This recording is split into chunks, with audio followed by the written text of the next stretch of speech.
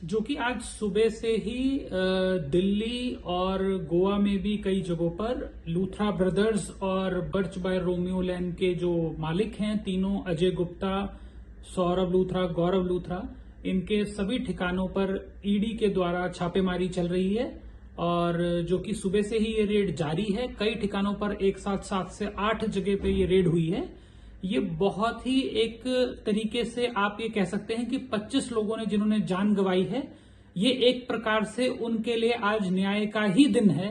कि जो उन सभी लोगों के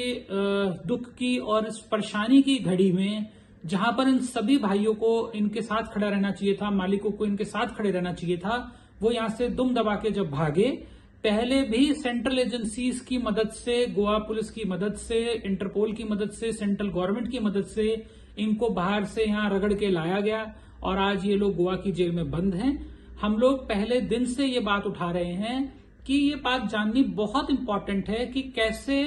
इन दोनों भाइयों के नाम पे, अजय गुप्ता के नाम पे, इनके ब्रदर राकेश गुप्ता के नाम पे एक ही एड्रेस पे 42 कंपनियां रजिस्टर्ड हैं। वो शेल कंपनी किसकी हैं,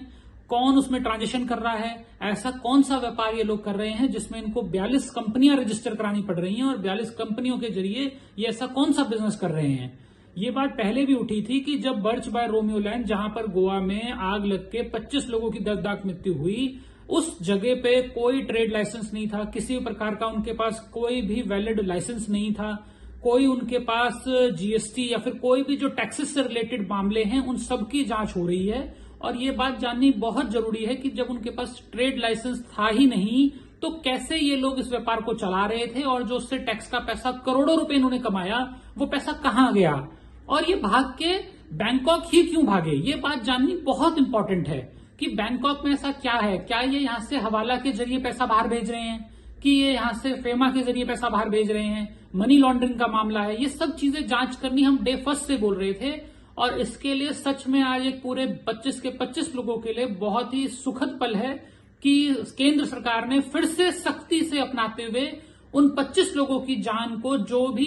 कोर्ट के माध्यम से न्याय मिलेगा,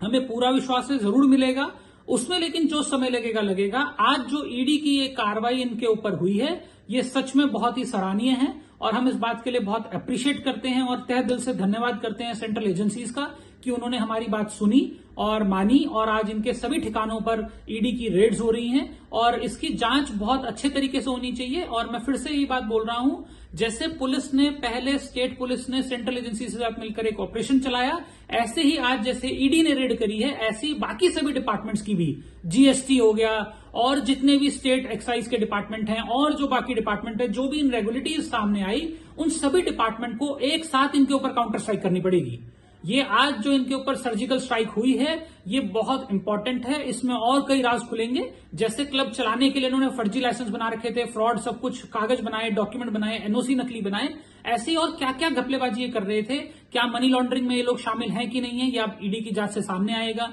क्या इनके ऊपर फेमा लगना चाहिए नहीं लगना चाहिए, सब इनके ऊपर जांच में सामने आएगा और ये बहुत जरूरी था और हम इसका तहे दिल से स्वागत भी करते हैं। और ये एक बहुत अच्छा स्टेप है क्योंकि जहां पर एक तरफ अभी इन्वेस्टिगेशन कंप्लीट भी नहीं हुई है, ये इनकी शर्मनाक हरकत है कि ये दूसरी तरफ अभी इन्वेस्टिगेशन पेंडिंग पड़ी है, ये बेल लेके अपनी पहुंच गए हैं कोर्ट के अंदर। तीनों एक्यूज ने 2-2, 3-3, 4-4 बेल एप्लीकेशन मूव कर रखी है, एंटीसिपेटरी अलग लगा रखी है, रेगुलर बेल अलग लगा रखी है और उसके बाद पूरी कोशिश कर रहे हैं कि विक्टिम के परिवार को वहां पर बोलने का मौका नहीं दिया जाए। अभी इसमें भी बेल इनकी सभी पेंडिंग्स हैं, उसमें अभी आर्ग्यूमेंट होने बाकी हैं, पार्ट आर्ग्यूमेंट हो चुके हैं। बेल को भी हम लोग इनको पूरी सख्ती से अपोज करेंगे और हमें पूरा उम्मीद है कि ईडी अपनी जांच करने के बाद हो सकता है इनको ईडी भी इन केसेस में फॉर्मली अरेस्ट करे।